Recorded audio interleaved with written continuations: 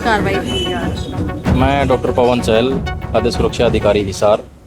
हमें CM window के माध्यम से एक शिकायत प्राप्त हुई थी, जिसमें रानिया रोड पे कोई जय बालाजी मिष्ठान भंडार करके कोई शॉप है जो कचौरी वगैरह का काम करते हैं और वो जो है घटिया क्वालिटी का सामान इस्तेमाल करते हैं, ऐसी हमें शिकायत प्राप्त हुई थी। उसके बेस पे आज हमने कार्रवाई की है और यहाँ से बूंदी लड्डू और कचौरी के सैंपल लिए हैं जो लैब भेजे जाएंगे। जैसे उनकी रिपोर्ट आती है उसके बेस पे आगे कार्रवाई की जाएगी। तो क्या कुछ लग रहा है सर इसमें, क्या कुछ इस तरह की? देखिए, अभी हमने दुकान को चेक किया है, इनके पास वैलिड लाइसेंस है, FSSAI का लाइसेंस इनके पास मिला है। उसके बाद हमने इनके जो भी दो मेन आइटम जो ये बनाते हैं जैसे कचौरी और बूंदी लड्डू, उनके दोनों के सैंपल सीज किए हैं तो लैब भेजे जाएंगे।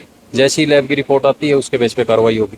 तो आपने यहाँ पर भी व्यवस्थाएं देखी सर, क्या लगता है कि इस तरह का सैंपल? तो एक्ट में जो प्रावधान है, रिपोर्ट आने के बाद ही कार्रवाई होती है। अगर सैंपल अनसेफ पाया जाता है तो उसके बेस पे कोर्ट में केस चलता है और अदरवाइज अगर सब स्टैंडर्ड कैटेगरी का होता है तो जुर्माना उस पर लगाया जाता है। जो एक्ट में अलग अलग प्रावधान है उसी बेस पे कार्रवाई होती तो सीएम विंडो पर शिकायत के बाद ये कार्रवाई हुई है? है। जी, सीएम विंडो से हमें शिकायत मिली, उसी के बेस पे। हाँ जी, कितना सैंपल लिया गया? क्या कुछ सैंपल दिया गया सर? अभी 2 आइटम के हमने सैंपल लिए, टोटल 8 पार्ट हैं सैंपल के, जो उनमें से जो आगे भेजे जाएंगे। एक ही स्थान पे मारा गया। हाँ, एक ही हमारे पास एक ही लोकेशन थी, उसी के ऊपर कार्रवाई की।